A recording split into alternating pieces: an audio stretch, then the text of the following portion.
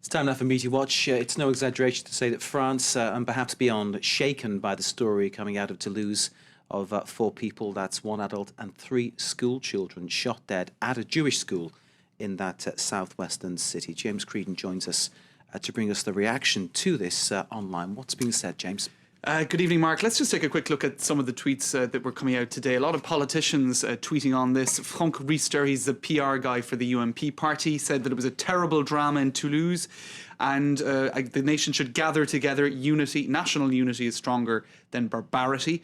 Hashtag solidarity. François Hollande, who was down in Toulouse this afternoon, shortly after Nicolas Sarkozy, he also tweeted, "This act of an anti-Semitic nature, which is obvious and abject, is a source of grief for the entire nation." And this was another one that that we found this afternoon. We are all Jewish families in France today. In other words, somebody expressing a degree of solidarity. Lots of headlines around the world as well, Mark. This wasn't just a headline in the French media, but internationally. The Atlantic Wire, 4 killed after Jewish school attacked in France. Story from an aggregating site. They had that as their top story for much of the afternoon as well. Not surprisingly, the Israeli press taking a close look at these killings as it involved a Jewish school. So that's their headline as we speak on the front page of their website, Gunman in France, shooting driven by racism.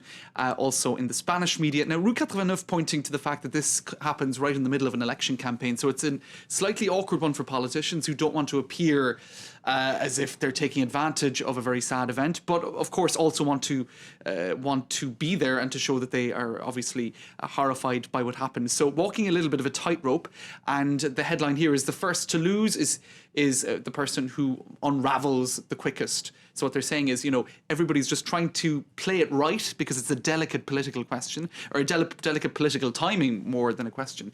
And so, yeah, they're all trying to get the balance right, I suppose. They've also campaigning's off for a time being, I believe it's until Wednesday.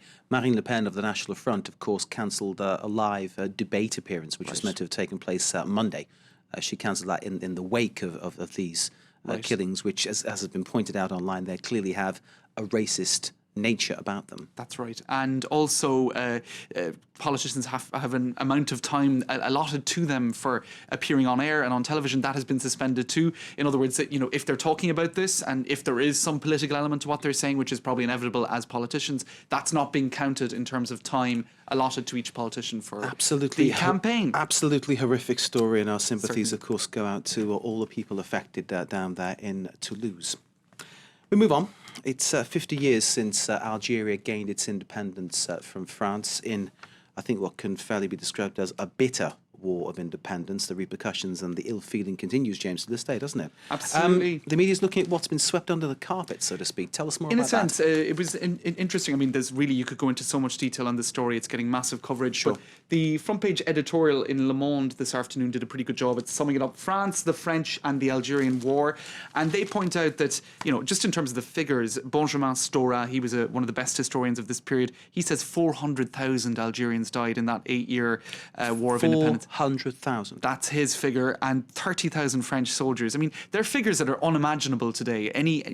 If you could imagine any country going to war in the West today with figures of 30,000, it just wouldn't happen. Just to give it a context, we're talking about 9,000 people killed in Syria since the crackdown began, which is atrocious. Right. But 30,000 French soldiers in the Algerian War of Independence. That's right. 400,000 Algerians. 400,000 Algerians. Now, I suppose just to simplify what they said in that editorial, they're saying, look, it took France a long time to come to terms and to actually own up to some of what happened. Even the torture of Algerians by the French army, that only really started to come out of the woodwork in 2000. The war ended in 1962. Le Monde, they have on their website, they're talking about the fact that they brought out this story really of torture. Well, they were one of the media that did in the year 2000. This lady here who appears in that photograph is a woman by the name of Louisette Iguelariz. Now, she was serially raped for about 3 months by members of the army, and she pointed the finger at a very notorious general. She's an Algerian woman who was raped by French soldiers. That's right. And